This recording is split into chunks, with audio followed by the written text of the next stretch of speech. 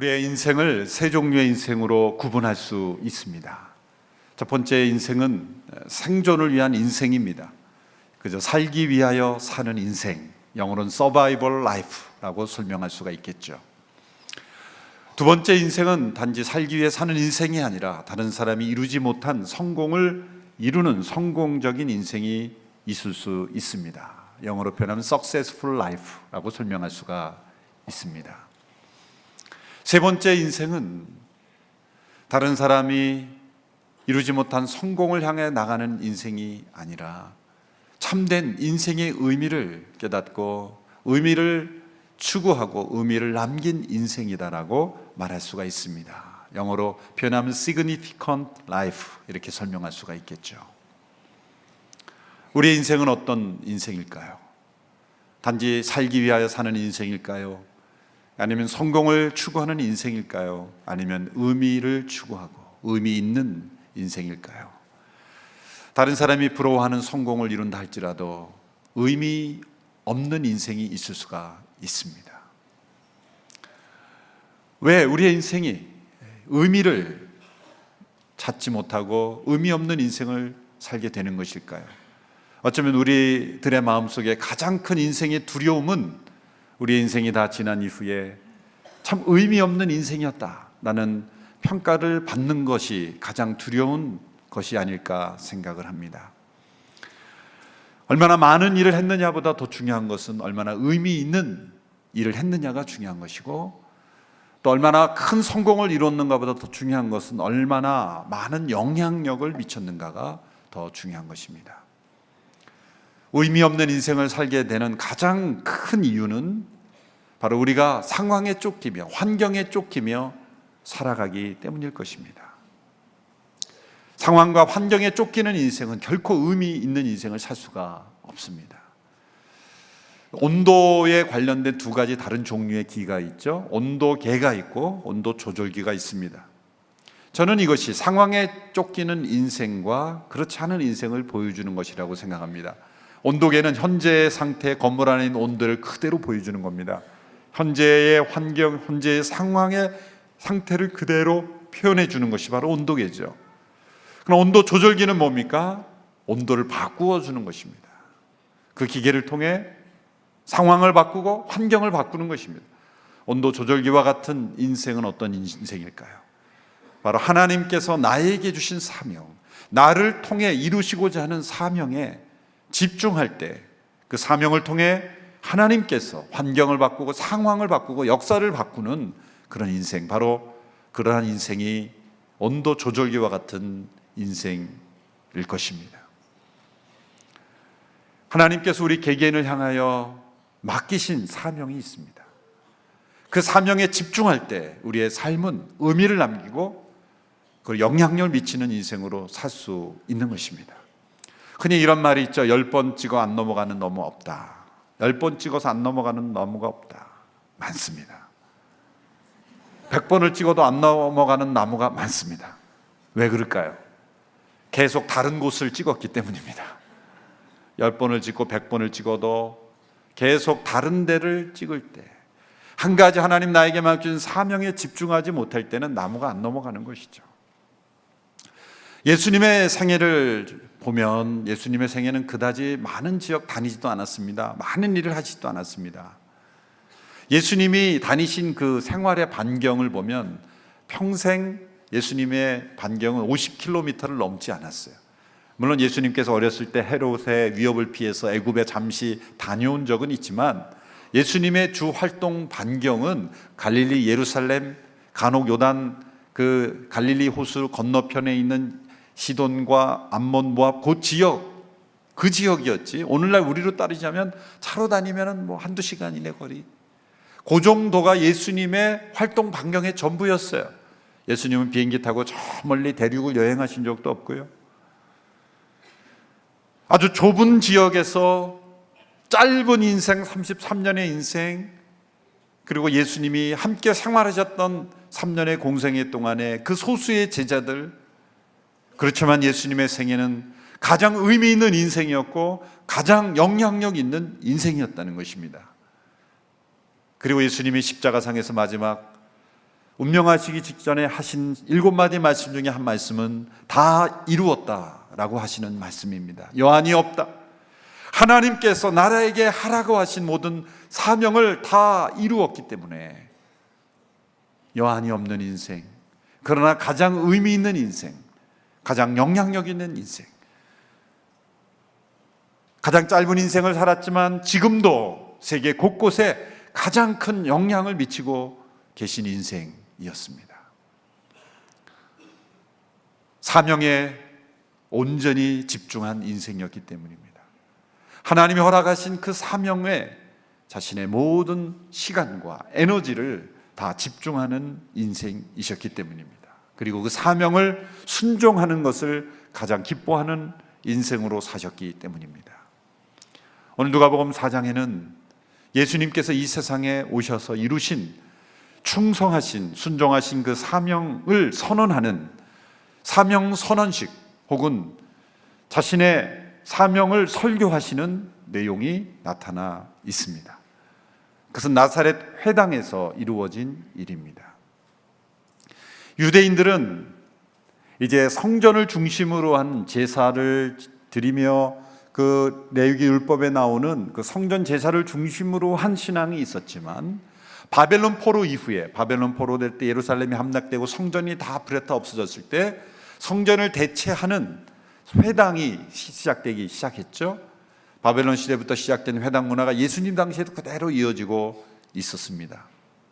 회당에서 하는 일은 어떤 종교적 의식, 제사, 제도가 아니라 율법을 중심으로 그 율법을 낭독하고 율법을 읽고 서로 나와서 토론도 하고 대화하는, 기도도 하고 말씀을 읽고 구제도 나누는, 오늘날의 우리의 예배 형식과 아주 유사한, 그러나 훨씬 더 유연하고 그리고 자유로운 토론도 가능한 그러한 형태의 회당 중심의 예배와 교제가 활발히 일어나고 있었습니다.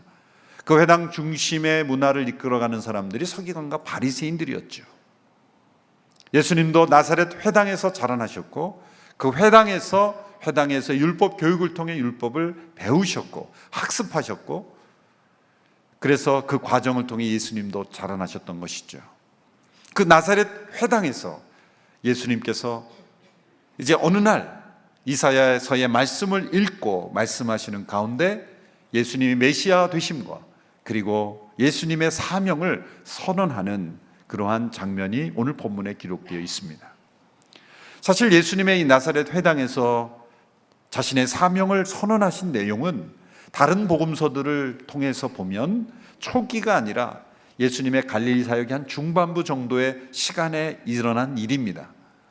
그런데 이 누가복음에서는 이것이 앞부분에, 예수님의 공생의 시작 부분에 배치가 되어 있는 것, 이것은 매우 의도적인 것이죠. 지난주에 우리는 예수님이 성령에 이끌리어서 마귀에게 시험을 받으시는 장면을 살펴보았습니다.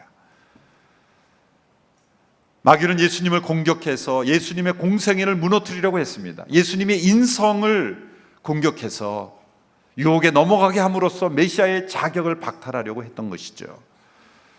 예수님은 성령의 능력으로 마귀의 시험을 이기셨습니다. 그러나 이것은 방어였죠. 방어였습니다. 주어진 공격에 대한 방어였습니다.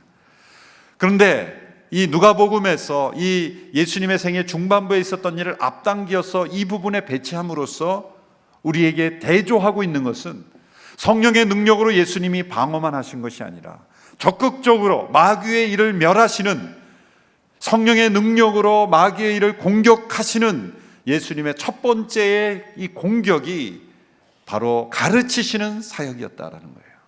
말씀을 가르치심으로 마귀의 일을 멸하시는 영적인 전쟁에 적극적인 공격을 행했다는 거예요. 여러분, 이 땅에 존재하는 사단의 세력을 우리가 멸할 수 있는 가장 중요한 공격 무기는 무엇이겠습니까? 하나님의 말씀이에요. 에베소서 6장에 보면은 하나님의 전신갑주가 나오는데 모든 무기들이 사실은 방어 무기입니다. 그런데 한 가지의 무기가 공격 무기입니다. 그것은 바로 성령의 검, 곧 하나님의 말씀입니다. 예수님은 이사야서의 말씀을 펴서 읽으심으로써 그 땅에 이 세상에 존재하는 사단의 일을 멸하시는, 마귀를 멸하시는 예수님의 공격을 시작하셨다는 것을 우리에게 보여주고 있는 것입니다. 예수님의 3대 사역을 가리킬 때 가르치고 전파하시고 고치시는 Teaching, Healing, Preaching, Teaching, Preaching, Healing, 이렇게 가르치고 전파하시고 고치시는 사역을 했어요. 이 모든 일에 성령의 능력이 나타나고 기적이 나타났죠. 성령의 능력이 그리스도 가운데 충만하게 임하셨을 때 예수님은 마귀의 공격을 방어하셨을 뿐만 아니라 말씀의 능력을 가지고 가르치심으로 공격하신 것입니다. 성령의 능력이 그리스도에게서 나타나는 첫 번째 사역은 가르치시는 일이었다. 여러분, 오늘 이 시대에도 성령의 능력으로 우리가 이 세상의 가운데 적극적으로 공격할 수 있는 것은 가르침입니다. 진리를 말하는 것이고 진리를 가르치는 것, 이것이 전쟁에서 승리하는 공격 무기입니다. 오늘 이 시대의 전쟁은, 영적 전쟁은 진리 전쟁입니다. 세계관의 전쟁입니다. 예수님은 말씀을 가르치심으로 그 당시에 사람들이 가지고 있던 잘못된 세계관, 잘못된 고정관념, 조상적부터 내려오는 잘못된 유전, 잘못된 신념, 허황된 신화, 이 모든 잘못된 진리가 아닌 것들을 교정해 주시는, 심지어는 율법까지도, 구약의 율법까지도 잘못 해석하고 있는 그 부분을 산상수훈해서 교정해 주시지 않습니까? 너희는 이렇게 하라고 들었으나 그것이 진리가 아니다. 진정한 진리는 바로 이것이다. 하나님의 참된 진리를 증거하심으로 예수님은 영적 전쟁에서 공격해 가신 것입니다. 오늘 이 시대에 우리가 성령의 충만함을 받고 성령의 능력을 받고 그 성령의 능력으로 행해야 되는 것, 때로 우리를 통해 기적도 나타나고 예수님 베풀으신 어떤 표적도 나타나야 하겠지만 가장 중요한 영적 전쟁의 공격은 바로 하나님의 말씀을 가르치는 것입니다. 배우고 가르치는 일에 힘쓰는 우리 온누리교회 성도가 되기를 바랍니다. 열심히 하나님의 말씀을 배우고 가르침으로 이 사단이 우리들을 공격하지 못하고 방어할 뿐만 아니라, 말씀으로 방어할 뿐만 아니라 적극적으로 사람들의 생각 속에 있는 잘못된 사상, 세계관, 고정관념을 하나님의 말씀으로 깨트리는 이러한 사역, 이것이 오늘 이 시대에 너무나 필요한 것입니다. 사람들이 잘못된 사상, 고정관념, 심지어는 점치는 사람의 말은 쉽게 믿어도 하나님의 말씀은 믿지 않아요. 성령의 능력으로 그리스도께서 하나님의 말씀으로 공격하셨다는 것. 처음에 예수님께서 이 자유로운 회당 문화가 어쩌면 예수님께서 이 말씀을 가르치실 수 있는 환경을 하나님께서 미리 준비하신 것 같습니다. 가는 곳마다 회당이 있었죠. 물론 예수님은 나사렛 회당에서도 말씀 가르치셨지만 그 당시의 회당 문화는 성인이라면 누구든지 와서 그 율법을 읽고 토론하는 데 참여가 있었다는 거예요. 참여할 수 있었다는 거예요. 그러니까 예수님의 자연스럽게 유대교 회당 문화 가운데 예수님의 영적인 능력이 나타날 수 있었다는 거예요. 사람들이 예수님을 주목하기 시작했습니다. 그 짧은 시간에 나와서 말씀을 읽고 자신의 생각을 발표하는 그 시간을 통하여 수많은 사람들이 예수님 앞에 감동을 받았어요. 그런데 시간이 흘러가면 흘러갈수록 예수님 앞에 감동받았던, 감탄했던 그 사람들이 질투로 변하고 조롱으로 변하고 그리고 당황하며 심지어 예수님을 대적하며 죽이기까지 했습니다. 왜 그랬을까요? 예수님의 가르치심은 놀라운 가르침이었지만 그들이 원하는 가르침이 아니었기 때문입니다. 그들이 바라는 메시아에 대한 가르침이 아니었기 때문입니다. 유대인들의 마음속에 자리 잡고 있었던, 그들의 마음을 사로잡고 있었던 하나님 나라는 유대인들만의 하나님 나라요, 다른 이방 민족들은 다 멸절되고 유대인만을 구원하는 메시아, 정치적 메시아, 다른 민족들은 멸절되고 유대인만을 번영케 하는 메시아를 생각했기 때문이죠. 그런데 예수님은 그런 메시아를 말씀하지 않으셨어요. 누가복음 4장 23절 오늘 본문 이하의 내용을 보면 예수님께서 두 가지 예를 드십니다. 하나님이 엘리야를 누구에게 보냈냐? 사렙다 과부에게 보냈다. 이방 과부에게 보냈다. 수많은 유대인에게 보내지 않고 이방인에게 보냈다. 엘리사를 통해 나음을 고침을 받은 사람은 누구냐? 나아만 장군이다. 이방 사람이다. 하나님의 축복, 하나님의 은혜가 메시아를 통해서 흘러날 때 그것은 유대인만의 메시아가 아니라 모든 사람들을 위한 메시아로 보내신 것이다. 유대인들은 그 말을 듣고 흥분했죠. 견딜 수가 없었어요. 그래서 누가복음 4장 마지막 부분에 보면 예수님을 죽이려고 낭떠러지로 밀고 나가는, 그렇게 예수님을 대적하고 죽이려고 했던 분노가 일어난 것입니다. 왜 그럴까요? 사람들은 두 종류의 가르침이 들려올 때 분노합니다. 첫 번째는 말도 안 되는 얘기를 할 때 분노하죠. 두 번째는 옳은 얘기를 할 때도 분노합니다. 가만히 보면 부부싸움 할 때 잘 보세요. 부부 중 어느 배우자가 한 편이 옳은 얘기하면 화내요. 정말 자신의 지적을 받으면 그걸 인정하는 겸손보다는 분노가 일어납니다. 이 유대인들의 마음속에 일어난 분노는 예수님이 진리를 말씀하셨기 때문이고 그들의 잘못된 생각을 깨트리셨기 때문에 그들은 분노했던 거예요. 그들의 이기심이 부서졌고 그들의 잘못된 민족주의가 부서졌고 그들의 편협한 메시아관이 부서졌을 때 그들은 분노했던 겁니다. 그래서 예수님을 죽이려고 했던 거예요. 그러나 예수님은 오늘 이 본문의 나사렛 회당에서 조용히 그 질서를 존중하시는 가운데 나오셔서 자신의 사명을 선언하십니다. 저는 이 부분이 얼마나 은혜스러운지 몰라요. 예수님께서 나사렛 회당에서 오늘 본문 16절에 보시면 이렇게 되어 있습니다. 우리 같이 한번 읽어볼까요? 16절 시작. 예수께서 자신이 자라나신 나사렛에 오셨습니다. 안식일이 되자 예수께서 늘 하시던 대로 회당에 가셔서 성경을 읽으려고 일어나셨습니다.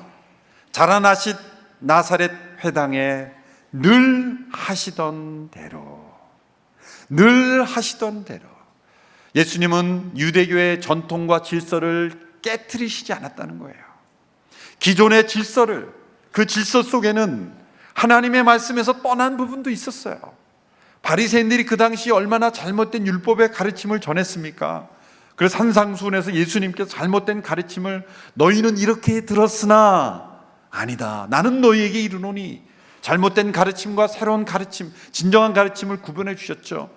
그러한 바리새인들이 장악하고 있는 유대 회당의 질서였지만 예수님은 그 질서 속에서 늘 하시던 대로 자신의 사명을 선언하셨다는 거예요. 이거는 마치 여러분이 쓰신 책을 가지고 세미나 하는데 여러분이 배우러 가서 앉아 계신 거하고 똑같아요. 너무나 불필요한 일이죠. 예수님이 유대교의 질서 속에 당신 자신 삼위일체 하나님의 한 분이신 한 분 예수 그리스도께서 회당에서 바리새인들에게 율법을 배우고 그 회당에서 서로 대화하고 할 필요가 있습니까? 우리가 생각할 땐 전혀 필요 없는 것 같은 그런 시간들입니다. 그런데 예수님은 늘 하시던 대로 그런 시간을 가지셨다는 거예요. 우리와 같은 사람이 되게 하시기 위해서. 예수님은 이 과정을 통해서 자신의 사명을 선언하셨고 그리고 이 말씀을 전파하심으로 역사에 새로운 변화를 일으키신 것입니다. 오늘 예수님께서 회당 속에 사명으로 선언하신 말씀은 바로 이사야서에 있었던 말씀입니다.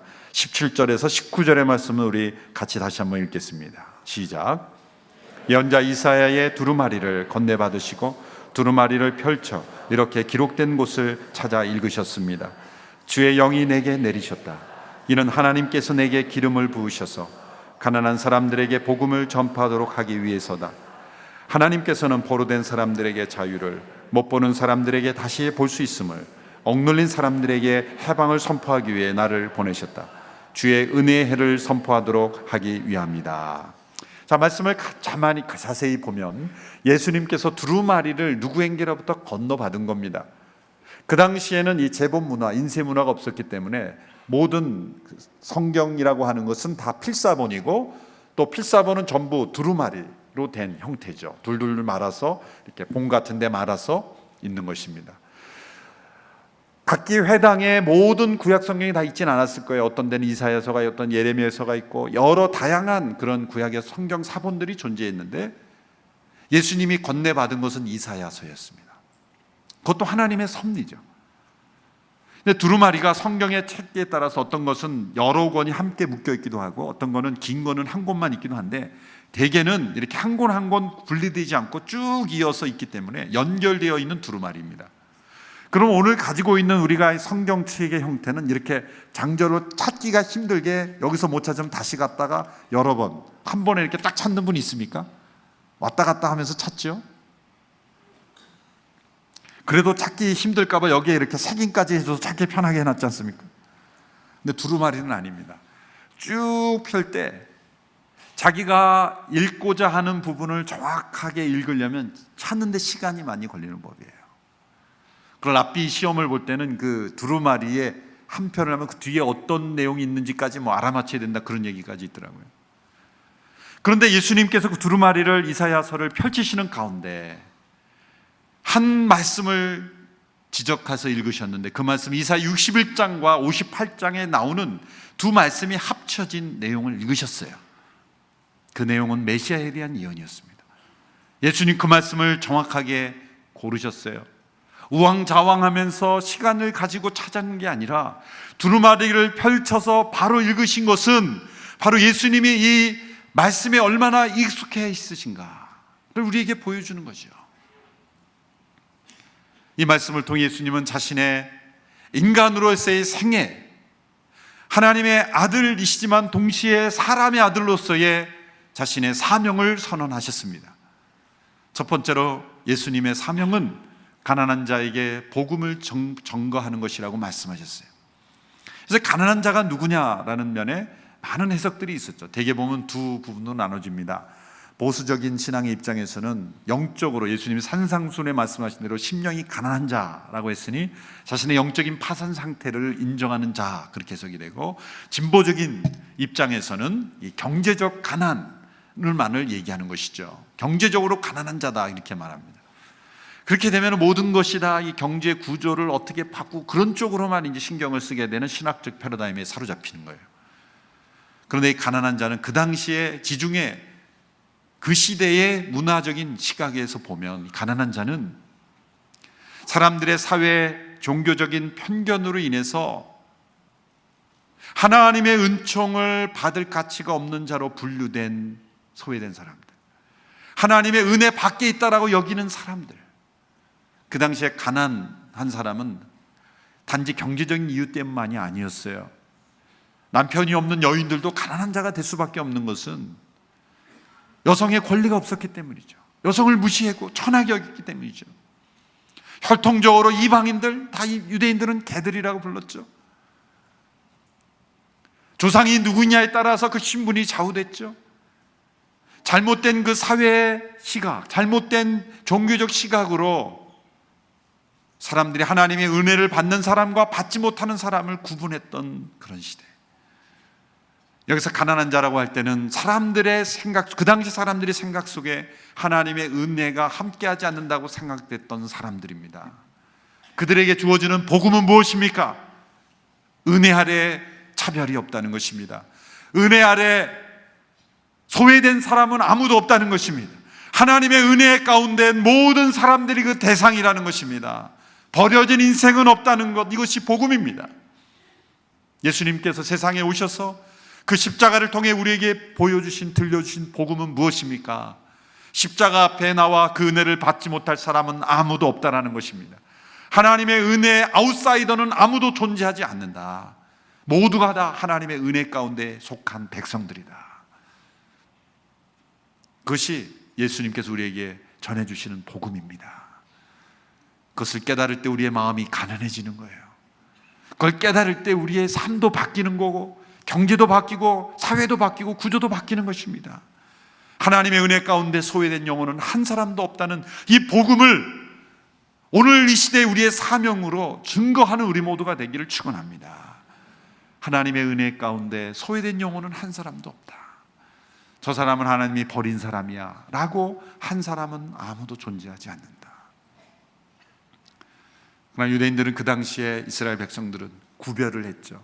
그들의 시각에, 그들의 어떤 신념에, 그들의 신학에 따라서 하나님의 은혜를 받을 만한 사람과 받지 못할 사람을 구분을 했던 거예요. 예수님은 그들에게 복음을 증거해 주셨습니다. 두 번째 예수님의 사명은 포로된 자에게 자유를 주시는 것이었습니다. 여기서 이 자유를 준다라는 이 표현, 이 단어가 누가복음에 아주 잘 많이 사용되고 있습니다. 특별히 18절 후반부에 보면 억눌린 사람들에게 해방을 준다 할 때 해방도 자유라는 같은 단어가 쓰였어요. 자유라고 번역되고 해방되기도 번역되기도 합니다만은, 그런데 이 본문에서도 두 번 반복됐지만 누가복음에 보면 이게 아주 많이 사용된 단어입니다. 근데 그 사용된 걸 다 종합해 보면 세 가지 영역에서 자유하게 하시는 내용으로 나옵니다. 첫 번째는 죄를 용서해 준다라는 단어도 번역이 됐어요. 그러니까 이 자유케 한다라는 단어와 용서한다는 단어가 같이 쓰였다는 거예요. 그러므로 우리를 자유케 하시는, 포로된 자에게 자유를 주신다는 것은 곧 죄를 용서해 주시는 자유를 의미한다는 거예요. 죄의 종되었던 우리, 죄에게 포로가 되었던 우리들, 얼마나 많은 것들이 우리의 포로가 되어 있습니까? 오늘 이 세상에 살고 있는, 제럴드 메이라고 쓰신 분이 쓴 중독과 은혜란 책을 보면 거의 98%의 사람들이 다 무엇인가에 중독되어 있다는 거예요. 나는 아무것도 중독되지 않아서 그런 사람 가만히 보면 다리를 떨고 있는 그 중독에 되고 있어요. 나는 아무것도 중독되지 않아서 눈을 깜빡거리는 것에 중독되어 있어요. 하여튼 무엇인가에 다 중독되어 있어요. 중독에 없는 사람은 아무도 없어요. 자기 자신에 중독되기도 하고, 모든 우리의 삶이 속박되어 있고 그리고 포로로 잡혀 있는 것으로부터 자유케 돼요. 가장 중요한 것은 죄로부터 용서하시는 자유다. 두 번째는 사단에게 매여 있는 상태로부터 노임을 받는다 할 때 이 단어가 쓰였습니다.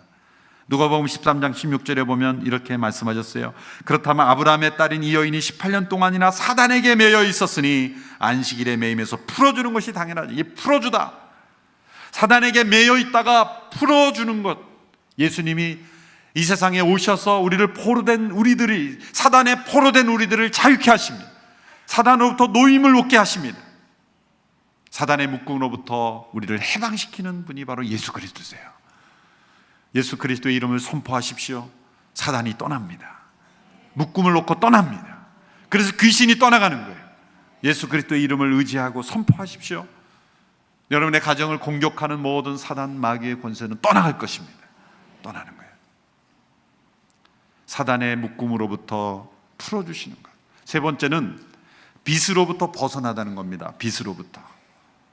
누가복음 11장 4장에 보면 우리가 우리에게 빚진 모든 사람을 용서한 것 같이 우리 죄도 용서해 주소서. 이 빚과 죄를 서로 같은 개념으로 보고 있다는 걸 알 수가 있어요. 그러니까 죄와 사단의 묶임과 그리고 빚, 이 모든 것들로부터 포로된 것들로부터 자유케 된다는 거예요. 이 세 가지는 현대를 살아가는 우리 모두를 사로잡고 있는 것이기도 합니다.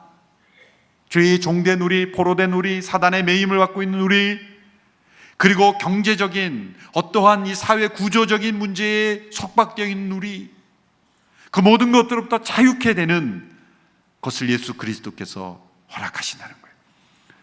여러분, 이 말씀을 영적으로만 너무 해석하지 마십시오. 영적인 면도 있고 분명 사회적인 면도 분명히 있어요. 예수 그리스도의 복음이 들어가는 곳에는 놀랍게도 사회 질서가 바뀌는 거예요. 사람들이 자유케 되는 역사가 일어나게 되는 거예요.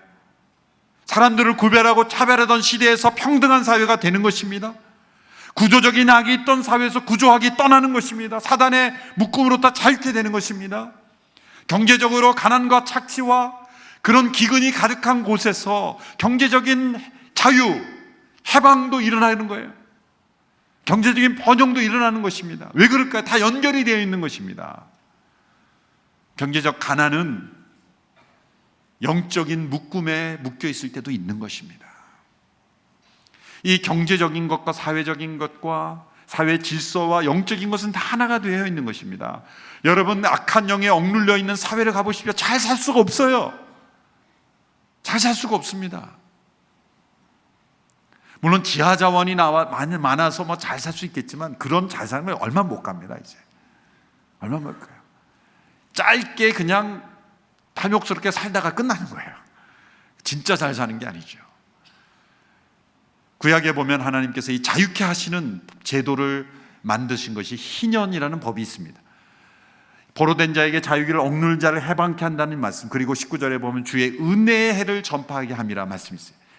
이것은 구약에 나타난, 레위기에 나타난 이 희년법을 우리에게 연상하게 합니다. 그리고 그 희년의 내용을 설명하신 것이기도 합니다. 희년, 영어로는 주빌리라고 하죠. 이 주빌리는 양강나팔이라는 단어에서 나온 단어인데, 희년이 되면 50년째 되는 해는 양강나팔을 불렀어요. 그 하나님이 정하신 율법의 이 주기는 안식일 주기로 이루어지는데, 지7일마다 안식하고 제7년마다 안식하고, 그리고 안식년이 7번 돌아오면 49년째도 안식년이죠. 그 49년째 되는 안식년의 다음 해가 희년, 50년째 되면 희년이 오는 거예요. 그 희년에 이루어지는 세 가지 중요한 내용이 있습니다. 첫째는 그동안 그때까지 노예로 있던 모든 사람들이 다 해방되고, 그 다음에 그때까지 지었던 모든 빚이 다 청산이 되고 탕감이 되고, 그리고 자신의 원래의 토지 소유를 다 되돌려받게 되는 거예요. 레위기 25장 10절의 말씀 우리 같이 한번 읽어보겠습니다. 레위기 25장 10절 시작. 너희는 50년이 되는 해를 거룩하게 하고 그 온 땅의 모든 사람들에게 자유를 선포하라. 그것이 너희를 위한 희년이다. 너희 각 사람은 각자의 소유지로 돌아가고 너희 각 사람은 각자의 동족에게로 돌아가라. 만일 이 희년법이 그대로 실천됐더라면 그 땅은 천국이었을 거예요. 이 희년법은 인간의 탐욕을 제어하는 법입니다. 동시에 하나님의 은혜를 제도화한 것이죠. 열심히 일했지만 어쩔 수 없이 경제적 채무를 졌습니다. 50년이 되면 다 탕감이 되고, 뿐만 아니라 노예가 되었던 사람도 다 해방이 되고 자기의 토지 소유를 다 원래 돌려받는 거예요. 그러면 이렇게 어떤 사람은 생각했겠죠. 열심히 48년째까지 빚 열심히 졌다가 빚을 이렇게 많이 쌓았다가 탕감 받으면 되겠다. 마음대로 됩니까? 누가 빌려준대요 그렇게? 과도한 빚, 서로에게 상처를 주고 죄악을 만들어내는 빚을 원천적으로 찬단하는 시스템이 거기에 들어있는 거예요.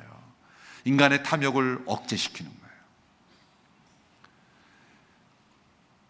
뿐만 아니라 은혜를 베풀어 주는 것입니다. 어쩔 수 없이 진 빚이 있다면 탕감해 줌으로써 은혜를 선포해 주는 거예요. 자신의 토유의 원래 소유주대로 돌아가게 한다는 것은 그 사람의 소유라는 게 아니라 땅은 하나님의 소유라는 시각을 가져다 주는 거예요. 이스라엘 백성들이 이 희년법을 그대로 순종했다는 기록은 없어요. 인간의 탐욕이 앞선 거예요. 안식일도 제대로 지키지 않아서 심판을 받았던 기록이 얼마나 많습니까? 옛 언약 안에서는 우리의 인간의 탐욕과 죄 때문에 실행될 수 없었던 이 희년에 관한 법이 바로 새 언약의 예수 그리스도를 통해서 이 희년의 이상, 희년의 비전이 그대로 이루어졌음을 선포하는 거예요. 예수 그리스도 오심으로 죄의 노예됐던 우리들이 해방되었습니다. 사람을 차별하고 이 땅에 실제로 존재했던 노예 제도가 예수 그리스도의 복음에 순종하는 영역에서는 다 해방됐던 거예요. 그리고 채무가 탕감되고, 그리고 하나님의 공의가 이루어졌죠. 여러분, 왜 우리가 인생의 사명을 발견하지 못하는지 아십니까? 얽매여 있어서 그래요. 죄에 얽매여 있고, 그리고 사단에 얽매여 있고, 이 우리에게 포로가 되어 있게 억눌려 있기 때문에 하나님이 주신 사명에 집중하지 못하는 거예요. 우리 모두에게는 다 노예의 근성이 있어요. 죄의 노예된 근성이 있고 사회의 구조적인 노예의 근성이 있는 거예요. 눈치 보고 일하는 것, 다 종의 모습이죠. 건강한 오너십이 없는 거예요. 하나님께서 나에게 허락하신 사명이기 때문에 내가 하는 것이 아니라 어쩔 수 없어서 월급 받기 때문에, 해야 하기 때문에 하는 것, 이것이 종의 마음이죠. 섬기는 종의 마음이라는 게 아니라 하기 싫은데 어쩔 수 없어 하는 그런 마음이라는 거예요. 매여 있다는 거예요. 미국에서 아브라함 링컨을 통해서 노예 제도가 폐지되었을 때 주로 남부 지역에 그런 노예들이 많았지 않습니까? 그 노예 출신 분이 쓴 어떤 글을 읽어보니까 이 노예 제도가 해방되고 철폐되었다는 소식이 증거된 그 기간 동안에는 남부 지방에 있는 닭이 완전히 죽임을 당했다는 거예요. 전염병이 일어서 죽임을 당한 게 아니라 사람들이 다 잡아먹어서, 다 통닭해 먹어서 죽었다는 거예요. 왜 그러냐니까 이유가 이겁니다. 노예들이 새벽에 일어날 때 이 닭이 깨웠대요. 닭이 깨웠다는 거예요. 그래서 자기가 사명감을 가지고 정말 열심히 일해야 됐다는 생각이 일어난 게 아니라 일어나기 싫은데 이 닭이 자꾸 깨우니까 그 닭 소리 듣고 맨날 일어나니까 저 지긋지긋한 닭 울음소리.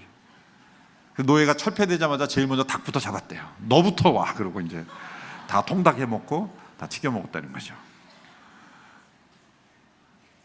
그들의 노예 근성을 유지시켜줬던 닭 울음소리를 그들은 듣기 싫어했던 거예요. 여러분, 알람 소리가 여러분에게는 여러분을 노예를 부르는 소리로 들립니까? 아니면 사명자의 그런 노래소리로 들립니까? 상황과 환경에 이끌려가는 인생이 아니라 사명이 있는 인생은 알람 소리가 귀찮은 소리가 아니라 하나님의 축복의 휘파람 소리로 들리게 될 줄로 믿습니다. 죄에 사로잡혀 있고 환경에 사로잡혀 있고 사단에 사로잡혀 있는 사람은 알람 소리가, 닭 울음소리가 귀찮은 소리예요. 나를 방해하는 인생이에요. 나를 귀찮게 하는 소리입니다. 그러나 사명자는 알람이 필요 없어요. 알람보다 먼저 일어나서 알람을 끕니다. 다윗이 그렇게 고백했죠. 내가 새벽을 깨우리로다. 새벽을 어떻게 깨웁니까? 새벽이 우리를 깨우는 거죠. 상황에 이끌리는 사람은 새벽이 언제나 우리를 깨웁니다. 그러나 사명으로 살아가는 사람은 새벽을 깨우며 살아가는 인생입니다. 먼저 새벽보다 일어나서 새벽아 깨라. 새벽이 왔다. 아침이 왔다. 새벽을 깨우는 사명자의 삶. 그것이 포로된 상태에서 억눌린 상태에서 자유롭게 되고 해방된 자의 삶의 모습이라는 거죠. 세 번째로 예수님의 사명은 눈먼 자를 다시 보게 하는 것이다. 죄는 우리의 자유를 빼앗아갔을 뿐만 아니라 우리의 영적 시력도 앗아갔습니다. 헬렌 켈러라는 분은 보지 못하는 것이 재앙이 아니라 미래를 내다보지 못하는 것이 재앙이다. 그것이 진정한 보지 못하는 것이다.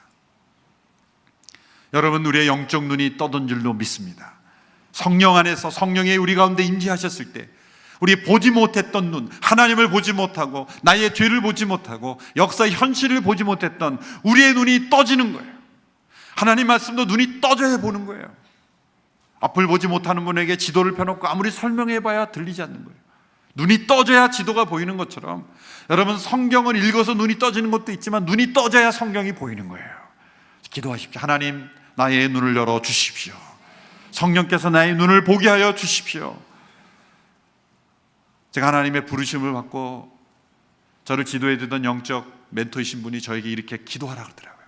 말씀을 보는 눈을 열어달라고 기도하라는 거예요. 왜? 하나님의 말씀을 증거하는 사역자로서 살아갈 때 이 말씀을 보는 눈이 있어야 되는데 그걸 열어주셔야 된다는 거예요. 제가 간절히 기도했어요. 그런데 정말 3월 어느 날 사무엘상이었어요. 이제 2월 달에 사무엘상이 시작이 되는데 사무엘상을 읽기 시작하는데 정말 큐티노트가 뭔가에 받아 적는 것 같은 3페이지 4페이지 계속 받아 적어가는 듯한 그 말씀에서 하나님 말씀하시는 것을 듣기 시작하고 보기 시작했어요. 그리스도의 영이 내 안에 임재하심으로 하나님의 말씀을 보게 된 거예요. 어려서부터 교회를 다녔지만 그렇게 많은 말씀을 읽었지만 보는 눈이 없었다는 거예요. 역사를 보는 눈이 없었다는 거예요. 시대를 보는 눈, 나를 보는 눈, 다른 사람을 보는 눈, 하나님을 보는 눈이 막힌, 죄의 가운데 있을 때 막힌, 죄의 포로된 데서 자유케 되어야 우리가 보게 되는 거예요. 예수 그리스도의 영이 저와 여러분 가운데 있을 때 우리의 눈이 떠져서 보게 되는 역사가 있을 줄로 믿습니다. 예수님께서 이 말씀을 마치시고 두루마리를 다시 말아서 옆에 사람에게, 시죽는 사람에게 주고 자리에 앉으셨을 때 모든 사람들이 다 예수님을 주시했다 그랬어요. 왜 그랬을까요? 사실 그 이사야 말씀은 회당에 다니는 사람들은 다 모르는 말씀이 아니요 가장 유명한 메시아에 대한 예언의 말씀이었죠. 그 말씀이 처음 읽는 말씀이었기 때문에 주시한 게 아닙니다. 예수님의 그 스피치와 외모가 탁월했기 때문에 주시한 게 아닙니다. 저는 왜 주시했을까를 생각해 보면 이 말씀을 예수님이 읽으실 때 그 예수님의 그 강조가 어디에 주어졌는가를 생각해 봤을 때 바로 이 단어에 주목되었을 거라고 생각합니다. 모든 단어가 중요하지만 자, 이렇게 읽으셨다고 생각해 보십시오. 주의 영이 내게 내리셨다. 예수님이 제스처를 하셨는지 안 하는지는 모르지만 제가 상상한 거예요. 이는 하나님께서 내게 기름을 부으셔서 억눌린 사람들에게 해방을 선포하기 위해 나를 보내셨다. 이 나라는 단어, 수많은 유대인들이 이 말씀을 읽으면서 도대체 이 나가 누구냐, 메시아일 텐데 이 메시아는 누구냐 그럴 때 예수님께서 나다. 주의 영이 내게 임하셨고 하나님이 나를 보내셨고 내게 기름을 부으셔서 이러한 사명을 행하게 하셨다. 그래서 사람들이 주시한 거예요. 저가 누군데 나에게 부으셨다나. 그 말씀과 자신을 동일시했을 때 사람들을 놀랐던 거예요. 놀라는 모습을 보고 예수님이 이런 말씀을 덧붙입니다. 21절의 말씀을 같이 읽습니다. 21절 시작. 그러자 예수께서 그들에게 말씀을 시작하셨습니다. 오늘 이 말씀이 너희가 듣는 자리에서 이루어졌다. 이 말씀이 언제 어디에서 어떻게 이루어졌는지를 말씀합니다. 언제 이루어졌습니까? 오늘 어디에서? 듣는 자리에서, 이 자리에서 누구에게? 듣는 너희에게 이루어진 것이다. 여러분, 예수님의 사명 선언은 선포와 즉시로 그 자리에서 역사가 시작이 된 거예요. 우리의 사명 선언, 기업이나 개인도 사명 선언, 미션 스테이트먼트라고 만들죠. 항상 만들어 놓으면 멀어요. 언제 이루어질지 거리가 먼 것 같아요. 이상이에요, 때로는. 그래서 이게 비전일 뿐이에요. 그런데 예수님의 비전은 저 먼 거리에 있는 게 아니라 하나님의 역사는 언제나 오늘 이루어지는 것입니다. 말씀대로 이루어지는 것입니다. 우리가 말씀 앞에 아멘하는 그 순간이 오늘인 것입니다. 즉시로 이루어지는 것입니다. 말씀이 들리는 그 자리에서 이루어지는 것입니다. 예수님은 이 사명을 이루시기 위하여 가난한 자에게 복음을 증거하기 위해 스스로 가난한 자가 되셨어요. 포로된 자를 자유케 하시기 위해서 그가 죄 가운데 율법 아래 나심으로 십자가에서 못 박혀 죽으셨습니다. 눈먼 자를 다시 보게 하시기 위하여 그 스스로가 십자가 앞에 나가셨고, 그리고 억눌린 자를 해방하시기 위해서 스스로 고난과 조롱과 멸시를 담당하셨습니다. 예수님의 사명이 이 사명이었다면 주님의 몸된 교회의 사명 또한 예수님의 사명을 그대로 이어받는 거예요. 오늘 저와 여러분의 사명 선언문은 바로 가난한 자에게 복음을 전하는 것입니다. 포로된 자를 자유케 하는 것입니다. 보지 못하는 자를 보게 하는 것입니다. 억눌린 자를 해방시키는 것입니다. 이것은 정치 구조적 해방이 아니라 계급 투쟁적인 그런 해방이 아니라 영적인 해방, 그럼으로써 사회 구조가 바뀌고 사회가 변화되고 질서가 새롭게 되는, 그러므로 세상에 소외된 자가 없는 진정한 하나님 나라의 변형, 이것이 우리에게 주어진 사명입니다. 온누리 교회에 주어진 사명입니다. 이 사명을 나의 사명으로 여기고 의미 있는 인생을 사는, 이 사명에 집중함으로써 정말 잘했다 칭찬받고 의미 있는 인생으로 여김받는 우리 모든 성도들이 되기를 주님의 이름으로 축원합니다.